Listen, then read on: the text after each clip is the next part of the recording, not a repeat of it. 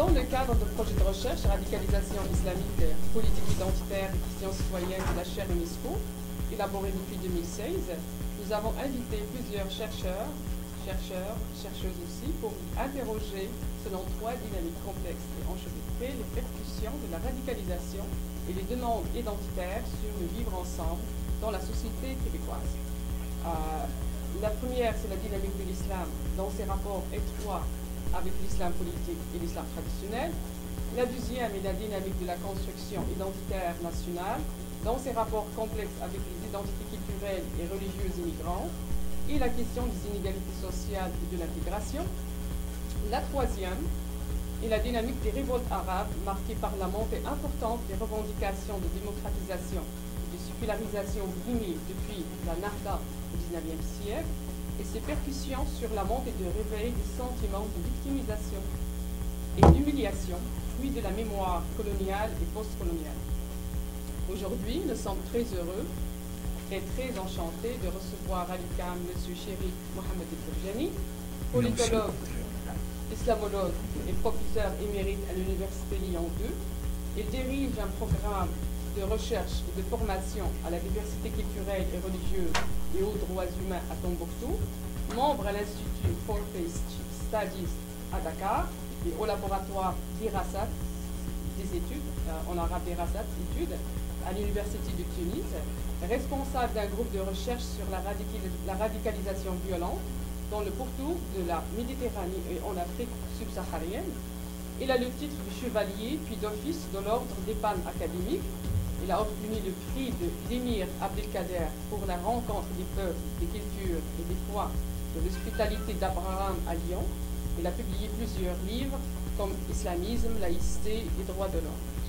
Je remercie aussi M. Antonius, sociologue au département de sociologie, pour cette collaboration fructueuse et il sera le modérateur de cet échange paisible et courtois. Je vous remercie pour votre présence. Et je laisse la parole à M. Ferjani.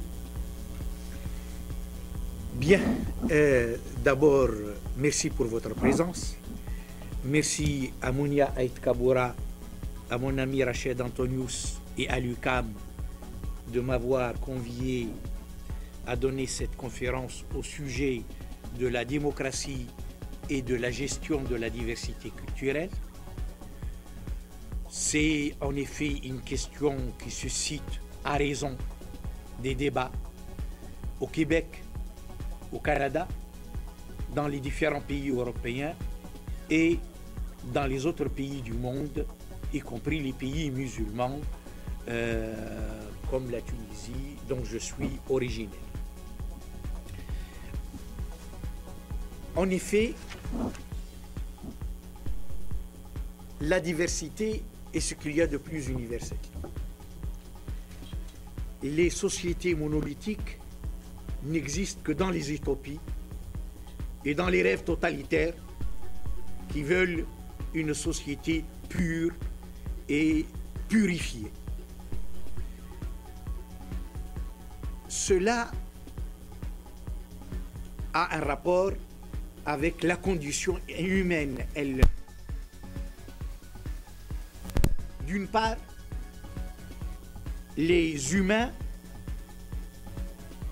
sont différents, voire opposés,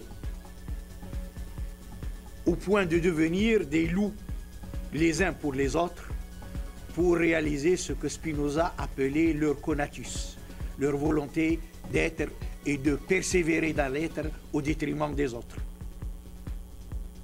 Ils sont aussi, par ailleurs,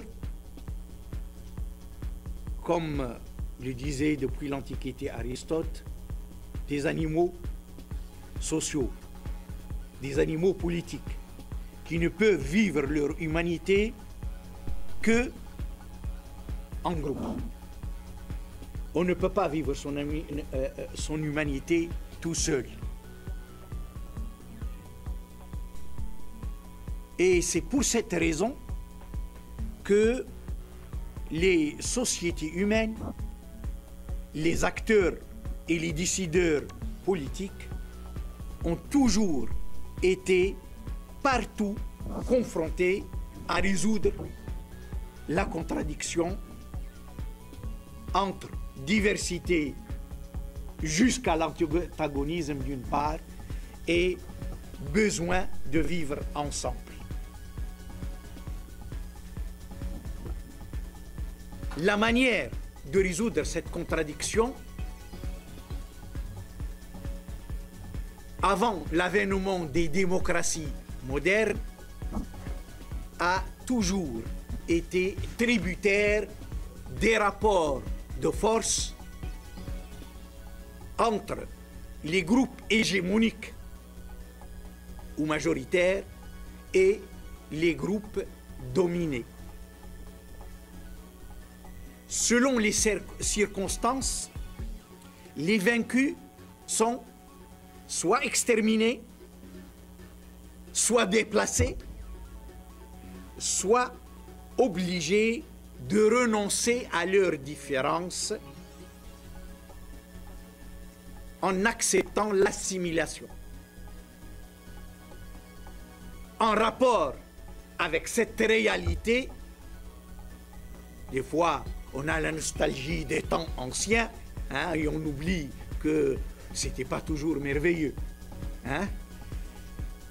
En rapport avec cela, l'humanité a connu les purifications ethniques, les guerres de religion se traduisant par l'extermination ou l'expulsion des infidèles, des hérétiques,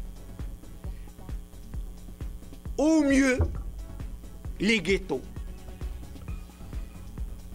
Les ghettos par lesquels on veut se protéger, protéger les minorités qui résistent à l'assimilation et protéger la société de leurs méfaits. Dans l'histoire des ghettos, il y a deux. Il y a ceux qui veulent se préserver et préserver leur identité en vivant en ghetto, mais il y a aussi la volonté des groupes hégémoniques qui veulent protéger la société des méfaits de ceux qu'ils jugent trop différents pour vivre avec les autres. Donc, le mode de gestion traditionnel, pré-démocratique ou anti-démocratique, parce que ça existe jusqu'à nos jours, procède de cette conception qui consiste à gérer la diversité en limitant au maximum le mélange des populations jugées trop différentes pour vivre ensemble. Les frontières infranchissables entre les pays, mais aussi entre les territoires exclusifs à l'intérieur d'un même pays, le quartier ou le village de telle ou telle communauté, le fief, le terroir de telle ou telle lignée ou de telle tribu, était et reste dans certains cas l'un des moyens de garantir un vivre ensemble, entre guillemets, structuré par la peur et le refus d'un trop grand mélange entre les différents.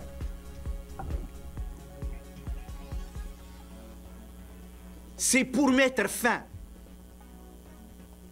à ce mode de gestion de la diversité que les démocraties modernes ont été précédées ou accompagnées par des déclarations de droits.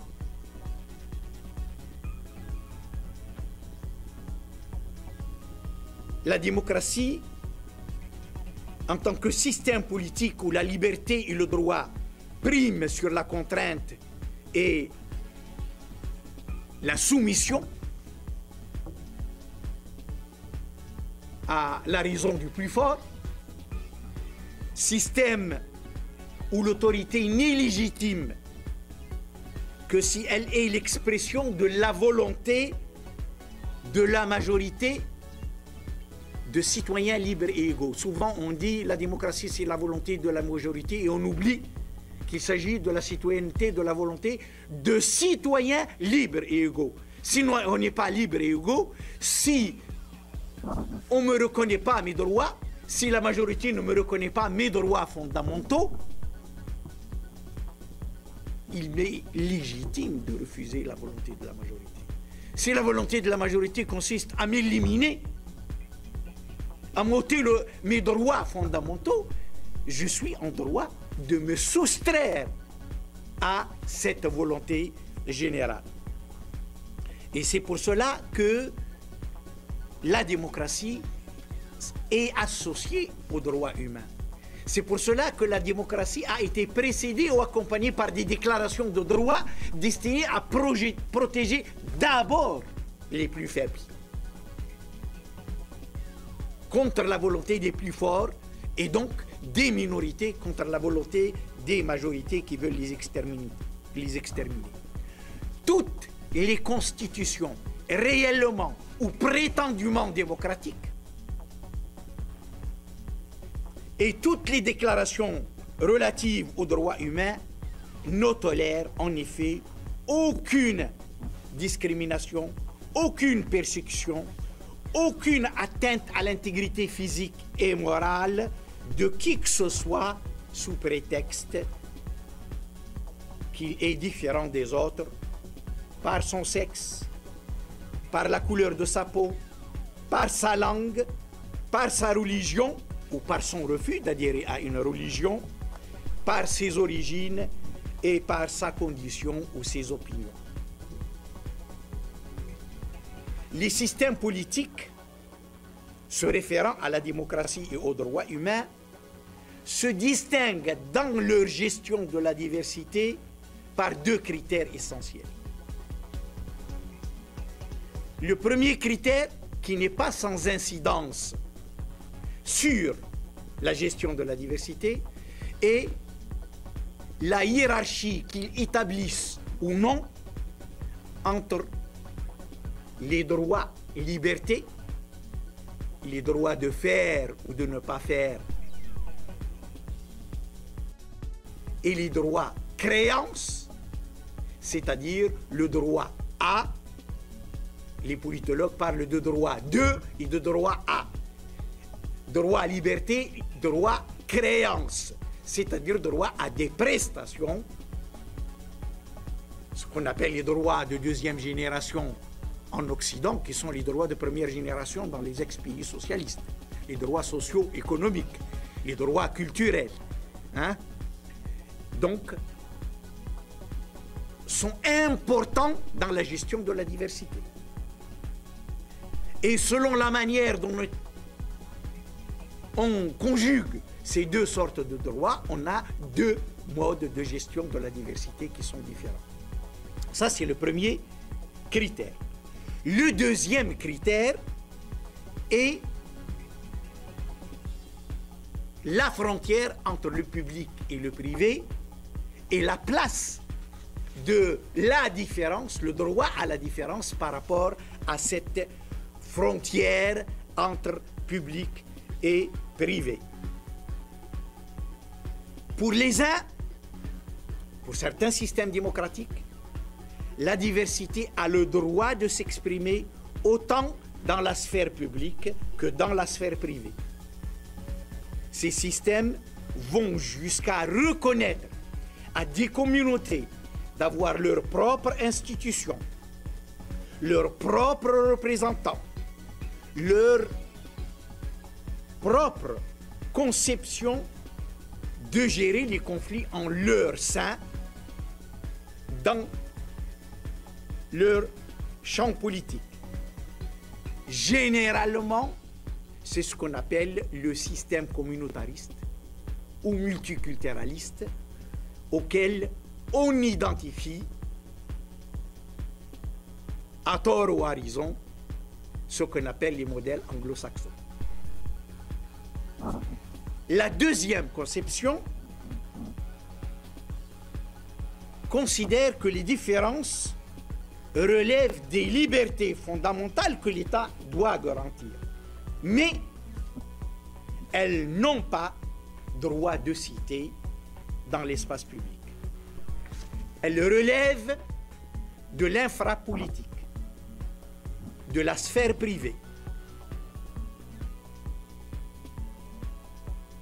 Pour résumer cette conception, l'espace public est l'espace de l'égalité. Et en tant que tel, il doit être le même pour tous, régi par une loi qui est la même pour tous et qui ne peut tolérer aucune exception au nom de quelque particularisme que ce soit. On pourrait dire que selon ce modèle-là, le public est le lieu d'expression de l'universel, entre guillemets. On sait, hein, qu'est-ce qui se cache souvent derrière l'universel. Il ne faut pas être dupe. Et le privé est le lieu d'expression de la diversité et des particularismes.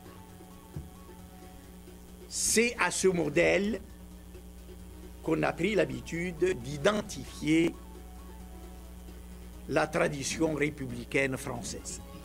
Et ces petits, à travers le monde, ceux qui ont été inspirés par le modèle républicain français, le modèle jacobin. Il faut préciser tout de suite que cette distinction est plus théorique que réelle.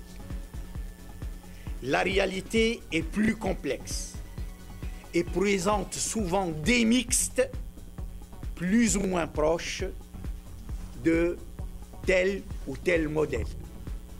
Il ne faut pas non plus être dupe des discours que les modèles tiennent sur eux-mêmes et sur les autres modèles. En effet, si les pays anglo-saxons semblent accorder plus d'importance aux notions de tolérance, de droit à la différence, et semblent privilégier le communautarisme et le multiculturalisme, cela ne veut pas dire qu'ils fonctionnent exclusivement sur une base communautariste. Ces pays n'ont jamais ignoré la notion de droit commun qui s'applique à tous les membres de la société, par-delà leur appartenance communautaire. Ils n'ont jamais ignoré la notion de citoyenneté qui permet aux individus d'avoir une existence indépendante de leur communauté et des institutions de ces communautés. Même si le libéralisme économique, la notion du libéralisme n'est pas entendue en Amérique du Nord et dans le continent européen de la même façon. Généralement, quand on dit libéralisme, ici, on réfère aux droits humains, aux libertés, et en France, on réfère au libéralisme économique. Ce que Marx appelait la liberté du renard libre dans le poulailler. Hein? C'est ça le libéralisme dans les débats politiques entre Tocqueville et Karl Marx, entre les adeptes du libéralisme et les adeptes de la République sociale au XIXe siècle et qui a ses traces jusqu'à nos jours, donc en Europe. Donc, le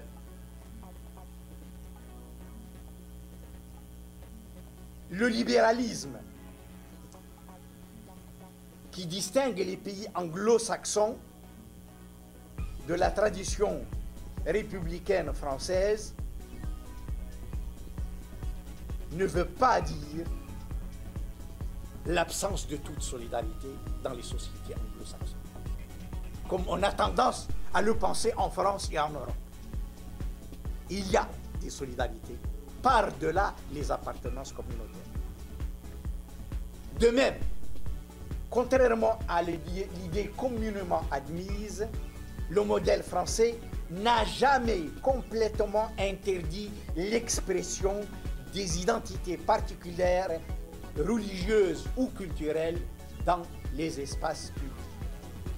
Il a été très souvent obligé de composer avec le poids de l'histoire, les pesanteurs culturelles, et je n'en donne qu'un exemple.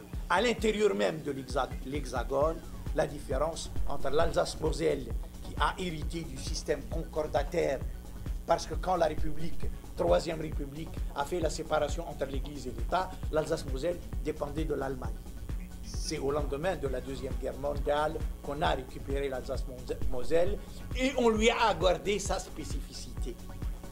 Et quand on va dans les différents départements de la France profonde, on voit qu'on a composé selon les régions avec les composantes. Et cela est illustré également parce qu'on voit dans les îles, vous allez en Guadeloupe, en Martinique, dans la Réunion, dans les îles Comores, etc., vous allez avoir des modes de gestion différents de ce qu'on présente comme étant le modèle républicain français et plus proche du modèle anglo-saxon, décrié comme étant un modèle communautariste qui empêche une véritable intégration. Ça, c'est l'histoire. Aujourd'hui, la mondialisation, l'accélération des processus de mondialisation, largement dominée par une logique libérale, voire ultralibérale, au détriment du pouvoir social et économique des États, réduisent de plus en plus les écarts entre ces deux modèles qu'on continue à opposer et qui sont en train d'emprunter l'un à l'autre parce que les deux modèles sont aujourd'hui en crise. En effet, l'accélération des processus de mondialisation rend plus complexe la diversité qu'elle ne l'a été jusqu'à maintenant. Et elle rend plus problématique la gestion de cette diversité. Malgré la volonté de cantonner la mondialisation dans les limites de la libre circulation des capitaux et des marchandises. Et les produits culturels sont considérés comme une marchandise. Hein? Et les humains, quand on tolère leur libre circulation, c'est en tant qu'auxiliaire de la libre circulation des capitaux et des marchandises. Sinon, on n'en veut pas. Donc, malgré cette volonté, la mondialisation a eu pour effet le développement des phénomènes migratoires. Que ce soit pour des raisons économiques, ou pour des raisons politiques, ou même pour des raisons naturelles, des catastrophes naturelles qui font que les gens ont toujours, de tout temps, eu envie d'aller vivre ailleurs pour survivre ou pour mieux vivre. Le penseutique. Les stratégies sécuritaires des États, l'exacerbation des discours identitaires et des attitudes xénophobes qui ont leur influence sur les politiques publiques de peuplement et donc de migration. En matière de migration, n'ont pas empêché ce phénomène de se développer. Bien au contraire, la peur, le désespoir et la misère poussent des millions de personnes à s'arracher au terroir de leurs racines pour risquer leur vie en espérant pouvoir la sauver par l'exil vers des terres où ils pensent et espèrent mieux vivre. Les contrastes socio-économiques et politiques, aggravés par les processus de mondialisation entre les différentes parties de la planète, ne font qu'amplifier ces phénomènes. En effet, la libre circulation des capitaux et des marchandises a conduit à l'accumulation des richesses à un pôle et la pauvreté et l'explosion démographique à un autre pôle.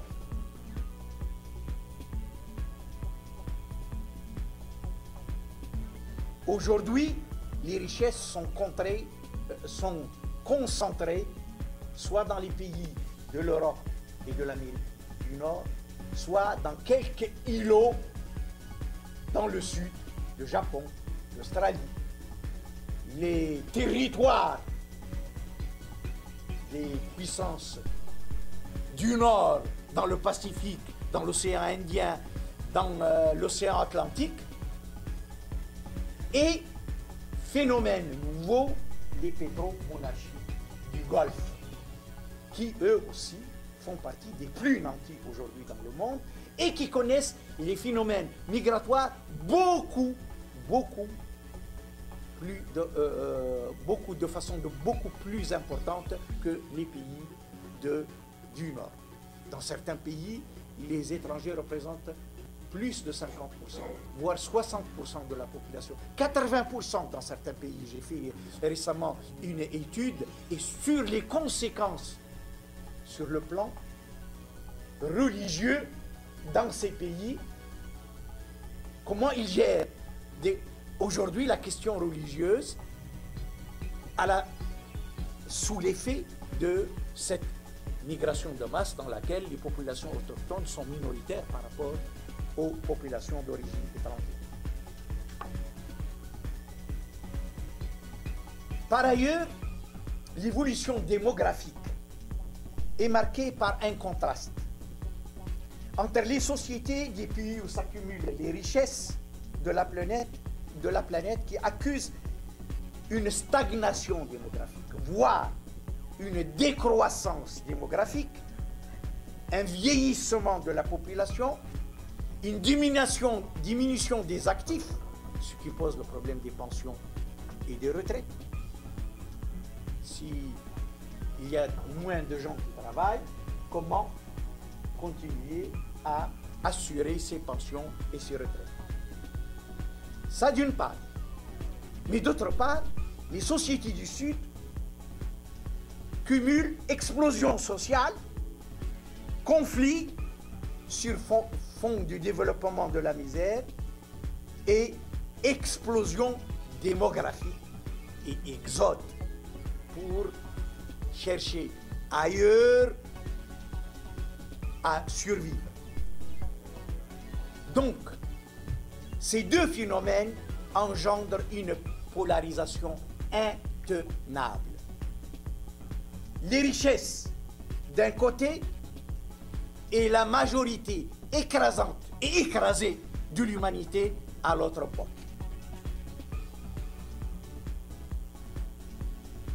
On peut multiplier toutes les mesures pour faire face à cette situation. On n'arrivera jamais à empêcher les humains de risquer leur vie pour aller là où ils espèrent mieux vivre. L'histoire de l'humanité est de ce point de vue très éloquente. Ce qu'on appelle les populations indo-européennes de l'Europe et de l'Amérique du Nord proviennent de ces migrations liées à ce qu'on a appelé les glaciations en Asie centrale qui ont engendré des mouvements de population, soit vers la plaine de l'Indus d'un côté, soit vers l'Europe de l'autre côté. C'est pour cela qu'on parle de populations indo-européennes. Parce qu'ils partent du même foyer à l'origine, l'Asie centrale, avant les glaciations. De même, les empires coloniaux de l'Antiquité et du Moyen-Âge, ou les nouvelles colonisations, c'était des déplacements de population, là où on a de plus en plus des difficultés à vivre, vers les régions où il y a des richesses naturelles, où il y a des esclaves qu'on va exploiter pour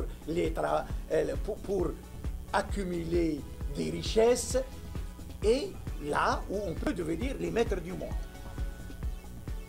Les populations qui ont accompagné les mouvements de colonisation du temps moderne proviennent souvent des déclassés, des exclus de l'économie de marché, du capitalisme de la période industrielle.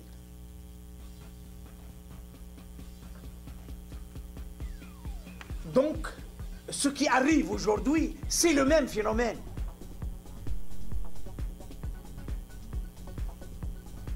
Et le paradoxe, c'est souvent c'est les derniers arrivés qui sont les premiers à vouloir fermer la porte à ceux qui vont les suivre.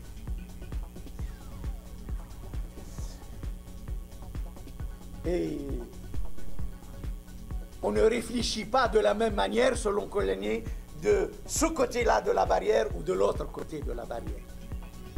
Et de toute façon, comme j'ai dit, on pourra multiplier les mesures sécuritaires et les politiques sécuritaires tant qu'on n'a pas résolu les causes qui font que des populations partent de leur terroir de racines vers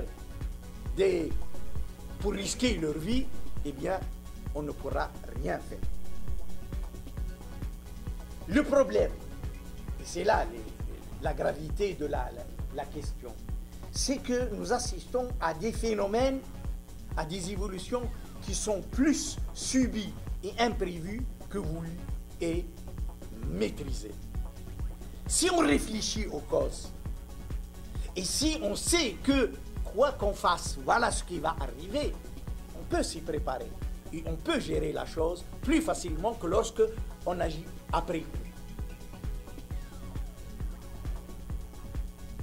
Ces évolutions sont en train de bouleverser les sociétés vers lesquelles convergent les flux migratoires. Celles-ci deviennent de plus en plus cosmopolites. Des populations d'origine, de langue, de tradition, de confession, de culture, d'histoires différentes sont condamnées à vivre dans ces sociétés ensemble. Soit en se mélangeant dans les espaces publics et dans les lieux de vie et d'activité communes, soit en se constituant en communautés fermées les unes aux autres, avec leur mode de vie, leur modèle culturel, leur territoire exclusif. Des histoires jusqu'alors séparées s'entremêlent. Des systèmes de valeurs qui s'ignoraient auparavant se découvrent et s'affrontent au sein de la même société.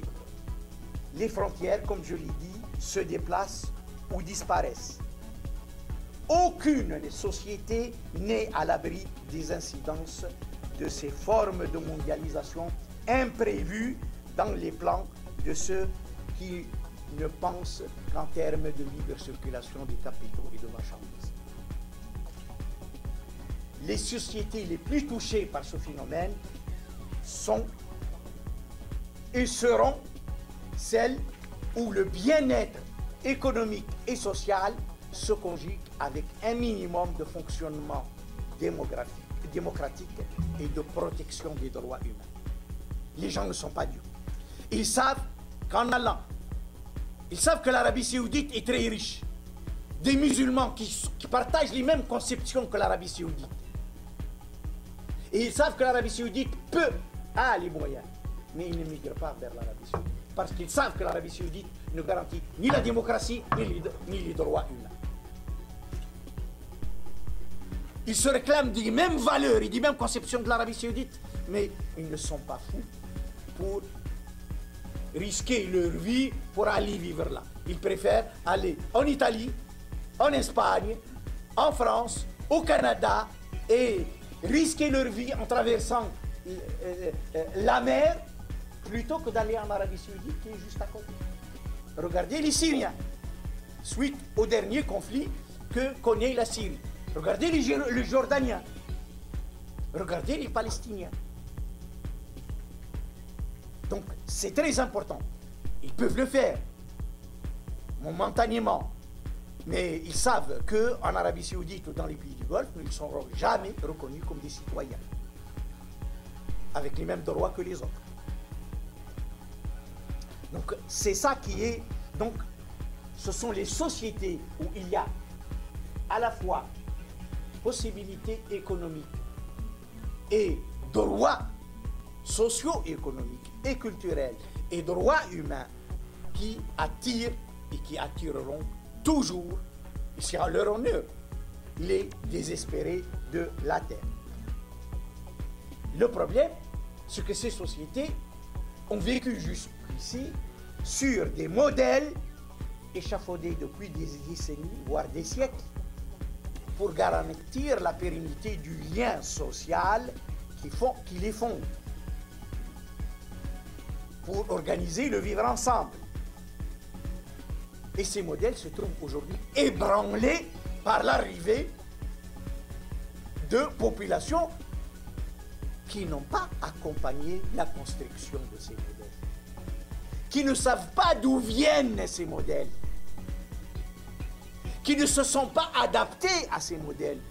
Le problème, ces modèles n'ont pas été acceptés du jour au lendemain par les populations de ces pays. Ces populations, ils ont l'avantage de s'y être adaptés à travers le temps. Ceux qui arrivent et qui se trouvent confrontés à ces modèles ne savent pas, ne mesurent pas le prix qui a été payé par ces sociétés pour échafauder ces modèles. L'installation et la sédentarisation de populations dont la trajectoire n'a rien à voir avec les processus qui ont présidé à la construction de ces modèles et des équilibres sur lesquels ils reposent, place les décideurs et les acteurs sociopolitiques devant un dilemme. C'est ça le problème de la gestion de la diversité aujourd'hui. Faut-il prendre en compte les spécificités identitaires des nouvelles composantes des sociétés en question? Ou, au contraire, faut-il les ignorer et maintenir les modèles socio-culturels et politiques de ces sociétés tels qu'ils sont et demander aux populations qui sont issues des flux migratoires de s'y adapter en renonçant à leur particularisme comme condition préalable à leur intégration.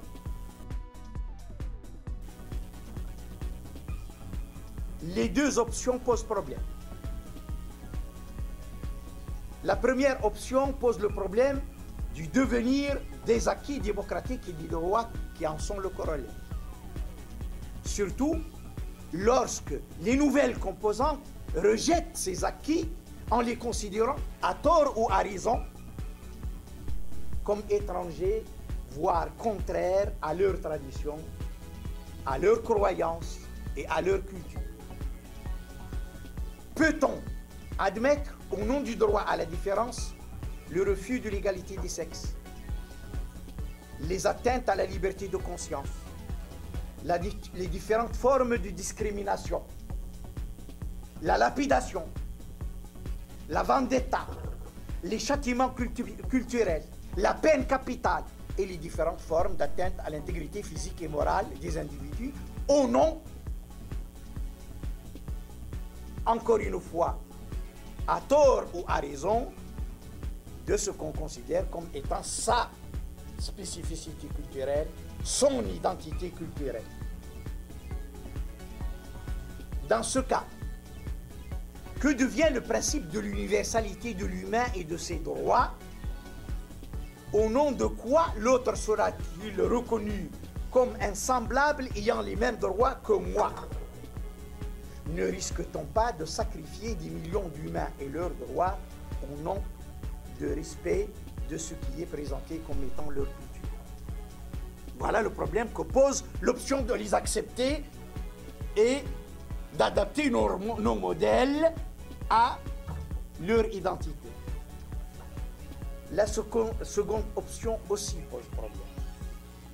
Le problème du racisme, de l'ethnocentrisme, au nom duquel l'identité de tel ou tel peuple, de telle ou telle population peut être niée ou bafouée parce qu'elle est différente de ce que nous considérons comme normal et par là universel. Comment être sûr de l'universalité de ce qui est présenté comme universel? Comment se prémunir contre l'ethnocentrisme qui a toujours érigé en universel ce qui est particulier à une culture et à une société déterminée pour l'imposer aux autres? Oui, on l'a fait dans les colonies. Au nom de quoi peut-on décider que le système de valeurs d'une société est supérieur à celui d'une autre? Ne risque-t-on pas, au nom d'une certaine conception de l'universalité, de faire le lit de la xénophobie et de reproduire de la sorte les anciens modes de gestion pré-démocratique de la diversité au nom de la défense des acquis de la démocratie? Les politiques relatives à la gestion des nouvelles formes de diversité générées par la mondialisation montrent les dérives auxquelles peut conduire la tentation d'adopter telle ou telle option. Dans un cas, nous devenons, par un soi-disant respect des cultures et par une vénération sans borne du droit à la différence, indifférents au sort de populations victimes des violations de leurs droits élémentaires sous prétexte de ne pas leur imposer ce que nous plaisons à présenter comme étant notre vision du monde, notre système de valeurs. Dans l'autre cas, le risque est grand de tomber dans la xénophobie et le rejet de l'altérité dont la logique fait le lit des adeptes de tel ou tel projet de solution finale, de telle ou telle forme de purification pour rester entre soi. Sommes-nous obligés de choisir entre les travers du relativisme culturaliste et de l'ethnocentrisme xénophobe, entre le droit à la différence et l'obligation de ressemblance, entre les solutions communautaristes qui tolèrent l'intolérable et l'assimilationnisme qui est intolérant? Ou est-ce qu'il est possible d'envisager une alternative à ces deux options de façon à sauver les acquis de la démocratie et les droits humains sans verser dans la xénophobie, sans verser dans le refus de l'altérité et sans verser dans le rejet des populations que la mondialisation oblige à suivre le mouvement des richesses pour sauver leur vie? Je n'ai jamais été fataliste. Et je pense qu'il ne faut pas être fataliste pour se résigner aux tendances de la réalité telle qu'elle se décide en dehors de nous et pour considérer que l'avenir ne dépend que de la logique de l'ordre des choses qui s'impose aux sociétés humaines comme une loi implacable. Cependant, il est très important de dire qu'il est difficile d'échapper à l'alternative que nous pronostiquent les prophètes de la guerre des cultures et les adeptes des purifications de toutes sortes si l'on accepte avec résignation la logique à l'œuvre dans le processus actuel de mondialisation. Et si l'on se laisse berner par la vision manichéenne qui consiste à opposer ce qu'on appelle sans distinction ni nuance la culture occidentale entre guillemets, qui serait exclusivement d'essence humaniste et démocratique, et les autres cultures qui seraient aussi exclusivement et sans nuance antinomiques avec les principes de la démocratie et les droits humains. Par rapport à la mondialisation, à laquelle il ne faut pas se résigner, il est important d'intensifier les luttes contre sa logique économiste, réduisant l'humain au statut d'un auxiliaire facultatif de la libre circulation des capitaux et des marchandises, un auxiliaire facultatif de la loi de marché et de la recherche du profit maximum dans les délais minimums pour le plus petit nombre au dépens du plus grand nombre.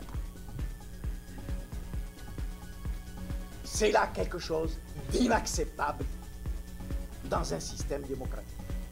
L'humain doit être réellement la finalité et la mesure de l'économie comme des progrès scientifiques, technologiques et de toute politique digne de ce nom.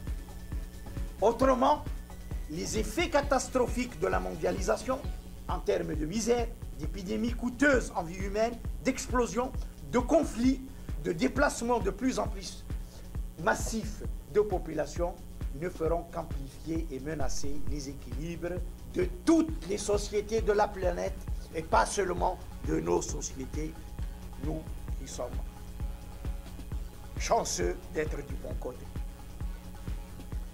La lutte contre l'économisme passe, entre autres, par le développement au niveau international comme au niveau de chaque pays de solidarité supérieure à celle qu'offrent les appartenances et les liens de sang, de terroir, de religion, de langue et d'origine. La promotion d'un lien social autre que celui que permettent les appartenances traditionnelles à telle ou telle communauté est irremplaçable du point de vue d'un humanisme universel, soucieux de libérer les individus du carcan des solidarités mécaniques de leur communauté qui s'imposent à eux comme des fatalités. Elle exige des pouvoirs publics une plus grande implication dans les domaines socio-économiques à travers le développement des services garantissant à toutes les populations, quelles qu'en soient les origines, les fidélités, les attaches culturelles, des droits qui les libèrent du poids des traditions et des hiérarchies séculaires de leur communauté. Pour cela, les services publics ne doivent pas être réduits à des services minimums, destinés à réduire les risques d'explosion sociale et à soulager les peines des exclus de l'économie du marché.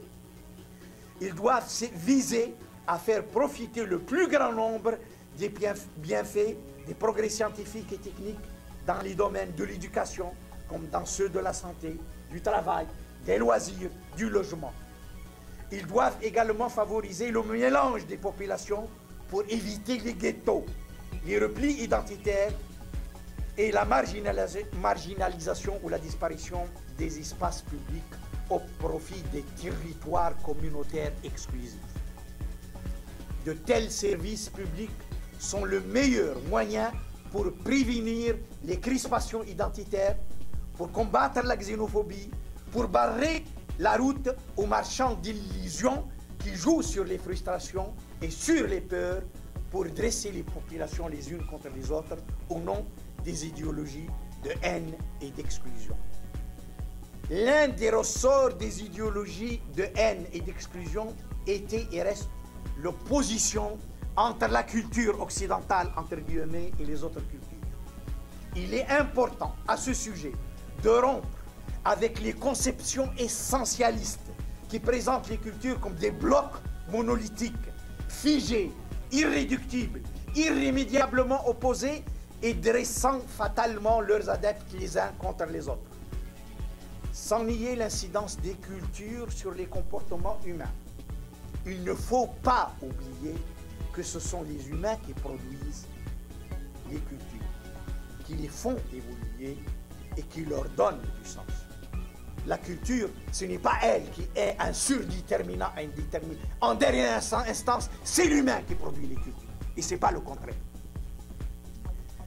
Par ailleurs, toutes les cultures, celles de l'Occident comme celles du reste du monde, ont des côtés et des courants progressistes, humanistes, rationnels, favorables à la justice, à l'égalité et à la liberté, et d'autres qui sont réactionnaires, inhumains, obscurantistes, au service de l'injustice, des discriminations et de la soumission aux traditions et hiérarchies de toutes sortes.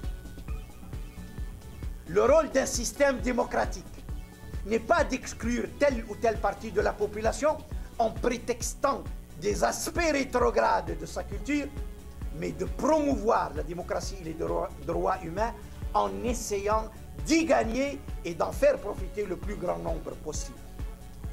Pour cela, il est important de mettre en valeur tout ce qui peut, dans toutes les cultures, servir d'ancrage et de support à leur enseignement et à la promotion des valeurs humanistes et démocratiques.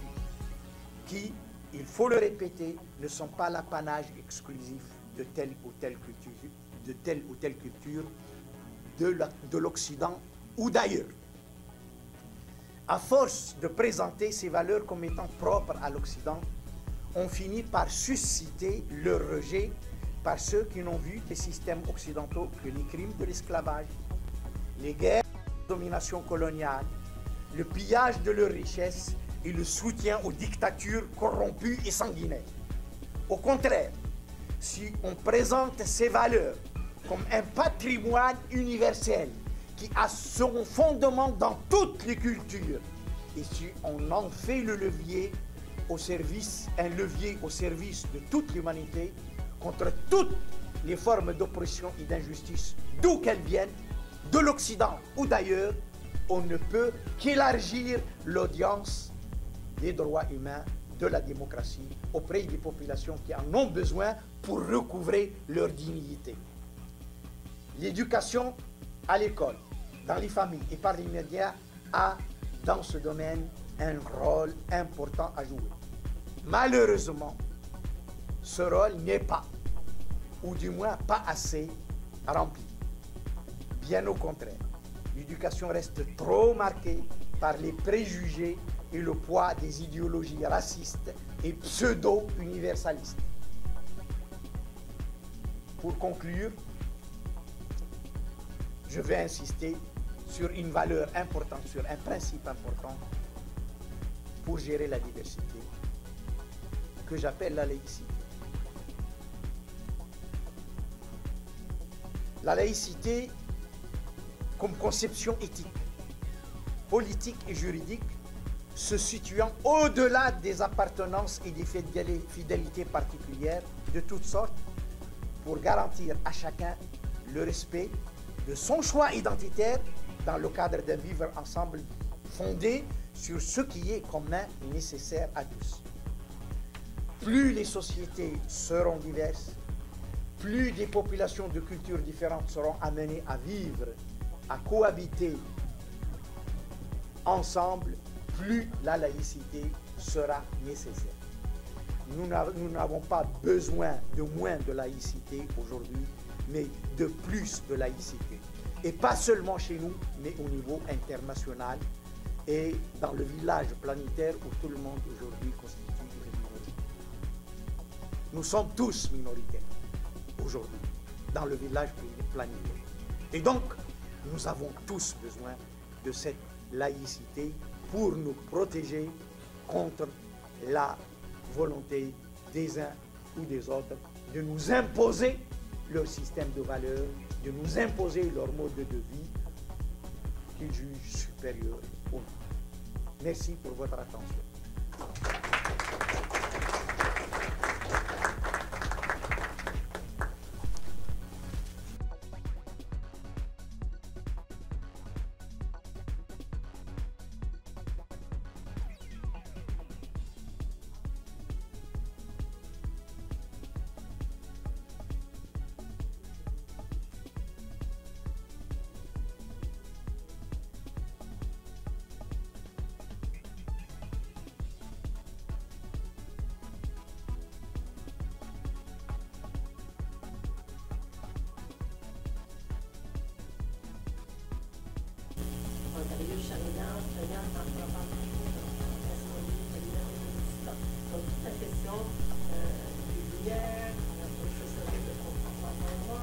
Réflexion finalement sur cette liberté, on peut nourrir après ça de l'humanisme. L'humanisme est un enfant de lumière. Tout le monde n'est pas parti dans les classes, mais là où tout le monde peut se rejoindre, moi je dirais pas que c'est dans la laïcité, mais oui, mais la laïcité dite comme ça, c'est trop sec finalement. Si elle n'est pas habitée par un humanisme et des valeurs culturelles et un enrichissement, parce que personne ne va s'y reconnaître. Ils vont juste penser qu'on est de ce côté-là ou on est contre ce côté-là. Et ça, ça donne absolument rien. Comme je l'ai dit, parler d'éducation fondamentale. Tout le monde, dans sa culture, a eu de l'enrichissement culturel à quelque part. Il y a eu des civilisations qui ont été créées, des gens qui ont produit de la culture. Et je me demande s'il ne faut pas se renourrir de idéal que chacun chérit aussi dans son foyer.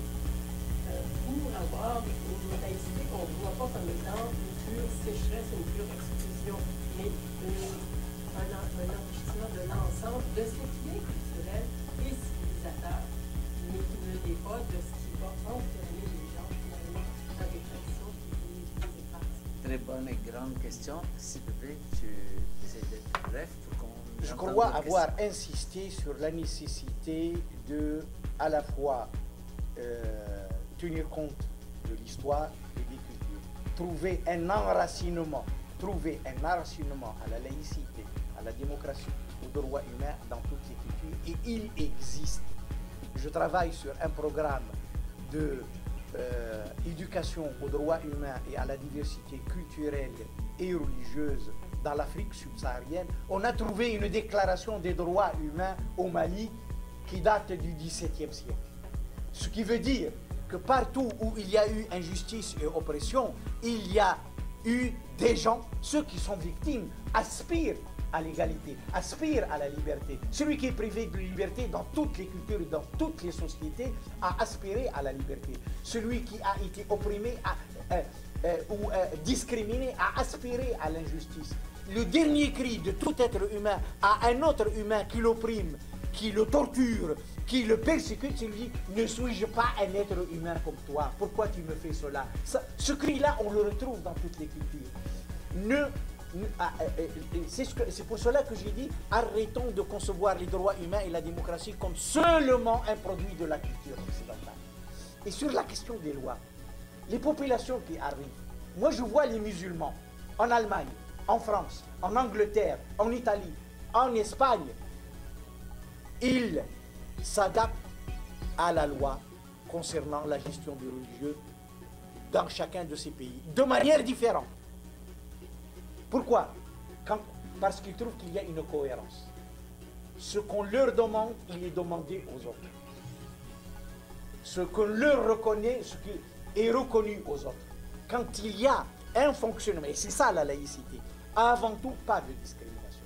Traiter tout le monde de la même façon, indépendamment de ce qu'il croit ou ce qu'il ne croit pas, indépendamment de son origine.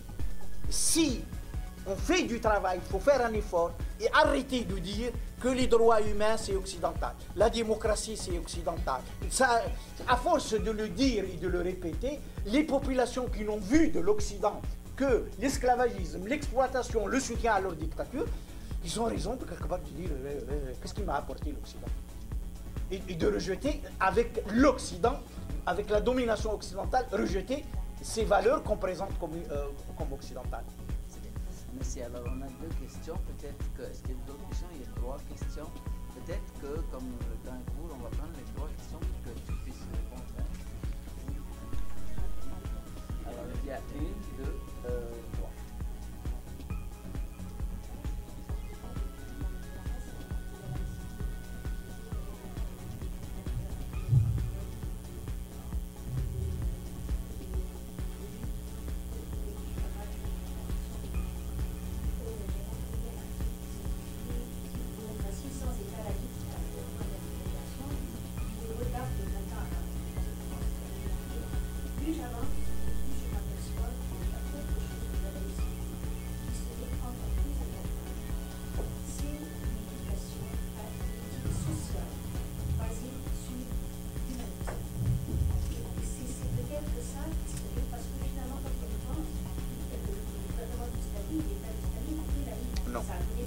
Athée, pas laïque. Le marxisme-léninisme est inscrit dans la constitution de l'Union soviétique.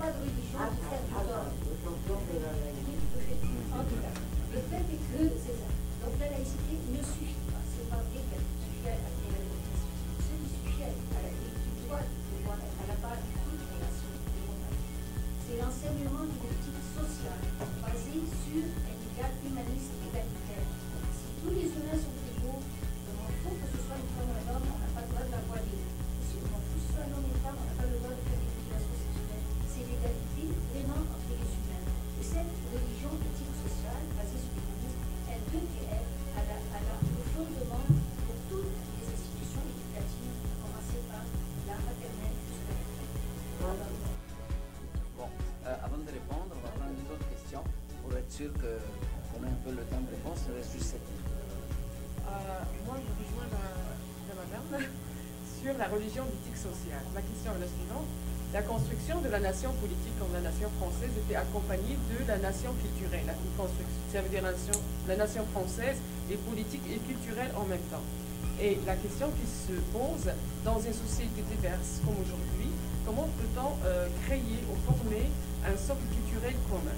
Est-ce que l'interrogation rationnelle des cultures peut contribuer à faire ce que vous avez dit de la religion éthique?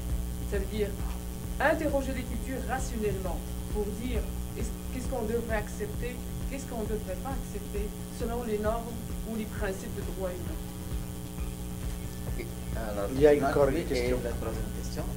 Je vois toujours que la religion fait partie de tous les débats politiques et moi, mon approche personnelle, je trouve qu'on est d'accord que la religion, elle est issue des gens, c'est nous qui la fabriquons finalement. Et je trouve que l'approche qu'il faut prendre à cette société-là, c'est de sortir la religion du dogme. Qu'importe religion, toutes les religions, là, il faut les sortir du dogme vers ce que j'appellerais la philosophie du bien-être. Par exemple, dans la religion musulmane, où je suis issu, il n'y a pas quelque chose qui est licite et illicite. Ça, c'est les humains qui l'ont fabriqué, les clergés islamiques. Il y a ce qui est blâmable et non blâmable, c'est-à-dire ce qui est convenable et ce qui est blâmable. Toute la religion doit être basée sur ces choses-là qui coïncide avec les droits de l'homme finalement et avec toutes les valeurs de l'universalité. Donc il faut vraiment décompliquer la religion et la sortir du dogme vers une philosophie du bien-être. Merci. Alors, commentaire. Alors, rapidement, c'est je n'ai parlé de la laïcité que dans un point final. Vous avez oublié tout ce que j'ai dit sur la nécessité de l'éducation, sur les valeurs. Non, sur les valeurs. Non, c'est très important. Dans ce que vous appelez éthique sociale, humanisme, je l'ai évoqué, c'est l'universalité de l'humain et de ses droits, c'est le fondement du vivre ensemble pour moi. Si on n'accepte pas qu'on est semblable, il y a par-delà les différences et les particularismes, nous sommes des humains. Ça, c'est l'universalité de l'humain. Et par-delà nos particularités et nos différences, nous avons des droits qui sont les mêmes pour tous. Et dans les cultures de tout le monde, il y a des versants, des tendances, des courants qui dans le sens de ces droits, de ces valeurs qui doivent être le fondement du vivre ensemble, et des pendants, des versants, des tendances, des courants qui sont contraires à cela. Les cultures ne sont pas des blocs hégémoniques, ni celles de l'Occident, ni celles d'autres pays. Donc, si précisément le travail de l'éducation, ce que vous appelez, on essaye de trouver un point d'ancrage à ces fondements dans toutes les cultures pour montrer que c'est du vrai universel. Ce n'est pas propre à telle ou telle société, on veut imposer aux autres. Propre à telle ou telle culture et on veut imposer aux autres parce qu'on le considère comme universel. C'est de l'arbitraire. Non, moi, ma démarche est inverse. C'est-à-dire, ce qui relève de l'universalité de l'humain et du droit, je lui trouve ses fondements, dans ses points d'ancrage dans toutes les cultures pour y gagner le maximum de l'humanité et en faire profiter le maximum de l'humanité contre ceux précisément qui utilisent les cultures, les spécificités, les identités au profit d'une minorité pour dresser les humains les uns contre les autres. Le clash des civilisations, la guerre des cultures, etc. qui ne sont pas Samuel Huntington. Moi je l'ai découvert à travers le discours des nationalistes arabes et des islamistes qui disent c'est ça, notre culture est différente de celle de l'Occident et l'Orient et l'Orient et l'Occident, ils ne peuvent jamais se rencontrer, etc. Et Gilles Kepel a dit à Samuel Huntington, ce que vous dites, c'est exactement ce que disent les islamistes. Ça, il a eu l'air d'être surpris. Je dis, la différence entre vous, c'est là où vous mettez moins, eux, ils mettent plus. Et vous, là où vous mettez plus, eux, ils mettent moins. Ce que vous croyez positif, eux, ils considèrent que c'est négatif. Ce que vous croyez positif, eux, ils considèrent comme c'est négatif parce que c'est occidental. Mais sur le fond, vous êtes d'accord. Sur le fond, vous défendez des identités meurtrières, comme dirait Amin Maalouf. Sur le fond, vous érigez les cultures, les civilisations en blocs homogènes les uns contre les autres et auxquels les humains ne peuvent pas échapper. Personnellement, je pense que pour sortir de tout cela, je considère qu'il y a la laïcité. Mais la laïcité, pas dans le sens d'une religion en plus des autres religions. Gilles Ferry écrivait aux instituteurs, c'est pas un nouveau évangile à enseigner à la place des évangiles. La laïcité. La lettre aux instituteurs qu'il a envoyée aux instituteurs qui croyaient que la mission de l'école laïque est désormais de combattre les religions. La question de enlever le socle culturel commun, on le dégage à travers ce travail. Et arrêtons cette fainéantise, cette paresse intellectuelle à dormir sur ce qu'avaient dit Voltaire ou Diderot ou Rousseau à leur époque. Eux, ils avaient l'excuse de leur époque de penser de cette manière-là. Nous n'avons plus le droit aujourd'hui de penser dans les chemins battus qui ont été tracés pour eux, qui sont marqués par leur époque et la culture de leur époque. Il y a des choses à garder, mais il y a des choses à dépasser parce que précisément ils relèvent de la culture de l'époque de Rousseau et de Diderot. Et il faut les dépasser à partir précisément de cette culture monde qui nous est offerte aujourd'hui grâce à la mondialisation. La mondialisation nous donne l'accès à toutes les richesses de l'humanité, de toutes les cultures, comme elle nous permet de confondre l'islamiste qui vient me parler de la supériorité. Arrête tes conneries, dans ta culture, dans ton histoire, dans tes traditions, il y a telle et telle et telle chose qui ne vont pas et qui ont été à l'origine de catastrophes et de méfaits. Donc c'est... Alors, il faut arracher la religion au dogme. C'est l'affaire des croyants, ce n'est pas notre affaire.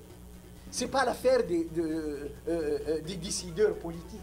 Ce n'est pas l'affaire même du chercheur scientifique. Le chercheur scientifique, il décortique et il montre. Mais c'est aux croyants de toutes les religions de revisiter leur religion, soit pour, c'est ce qu'on fait, ce qu'a fait la Troisième République. Ne nous occupons plus de la religion, de l'Église, faisons notre travail, créons un lien social supérieur à ce qu'offre la charité chrétienne et l'Église, où elle suit, où elle sera dépassée. Et précisément, ce travail qui a été fait par les services publics, par l'éducation, par la culture et par la démocratie a fait en sorte que l'Église elle-même finisse par faire le Vatican II, qui a renoncé au rejet des droits de l'homme qu'il jugeait jusqu'en 1965 comme contraire aux droits de Dieu.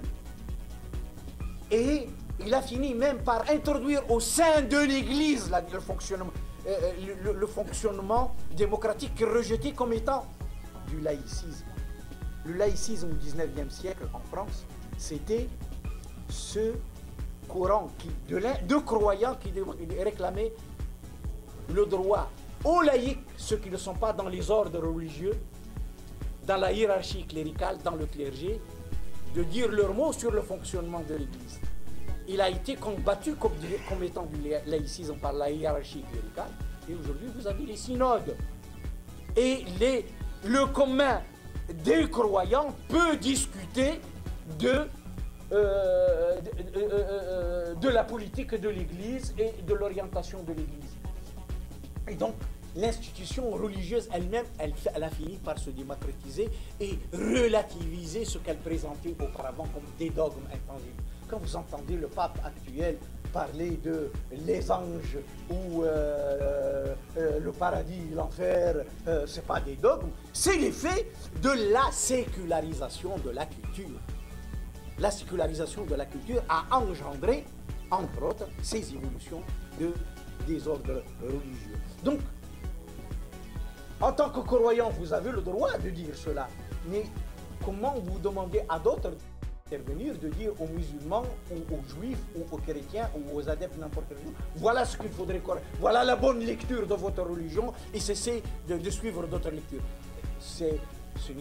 On n'est plus dans le respect de la liberté de conscience dans ces conditions. Bien sûr, bien sûr, bien sûr, mais je suis.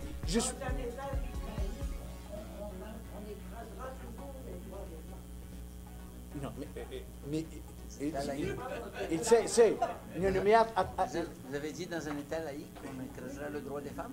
Il y a eu des États laïques qui ont écrasé le droit des femmes, ça c'est vrai. Mais précisément parce que la question des droits des femmes se pose dans toutes les sociétés et dans toutes les cultures. Et Olympe de Gouges, bien sûr, mais bien sûr, même dans les loges maçonniques qui sont athées, continuent à discriminer hommes et femmes. Il y a des loges féminines, mais elles sont séparées. C'est quand même, les loges féminines sont en dehors des loges. Il y a des loges masculines d'un côté, et nous avons le Grand Orient de France qui résiste encore à la mixité. Il y a quelques loges mixtes, le droit humain, par exemple. Mais le droit humain est l'une, et c'est à la fin du 19e siècle. Mais rappelez-vous ce qui est arrivé à Olympe de Gouges, qui a parlé des droits des femmes et des citoyennes. Donc, il y a une évolution de la culture. C'est là où on rejoint la culture, la sécularisation et le développement de la culture humaniste va engendrer. Et je termine là-dessus. Je vais terminer là-dessus. La démocratie a toujours précédé la laïcité. Là où la laïcité a été proclamée avant la démocratie, ça a fini par ce que vous avez dit. Le Baas était laïque en Syrie et en Irak. Kemal Atatürk était laïque. Voilà, Kemal Atatürk était laïque. Mais ce n'était pas des régimes démocratiques. Et en l'absence de la démocratie, la laïcité est devenue une mascarade. C'était un prétexte. C'était pour imposer que Kemal Atatürk intervenait dans les questions religieuses. Et d'ailleurs, il a interdit le mariage, la polygamie dans le cadre du mariage civil, en tolérant la polygamie en dehors du mariage civil. Il n'a pas interdit tout autre mariage en dehors. Bourguiba a compris cela, il a interdit la polygamie en considérant qu'il n'y a qu'un seul mariage possible, c'est le mariage civil. Mais le même Bourguiba aussi, parce qu'il était autocrate, n'a pas été assez laïque. Et il a reculé devant la résistance des hiérarchies traditionnelles, devant la résistance de l'idéologie patriarcale. Et donc, c'est un combat continue. Et on ne peut pas dire, quand les lois de Simone Veil, elles datent de quand? Des années 70 du XXe siècle. C'est-à-dire pratiquement 2 siècles après la Révolution française. 2 siècles après. Donc il y a des processus, la démocratie est un processus en construction. Et c'est pour cela que je parle de sécularisation et de laïcité. La sécularisation est un processus ancien, et c'est ça qui a permis à un moment donné de trancher la question, de dire, bon, aujourd'hui l'État est laïque et il n'a pas à se soumettre à la norme de quelque religion que ce soit. Merci.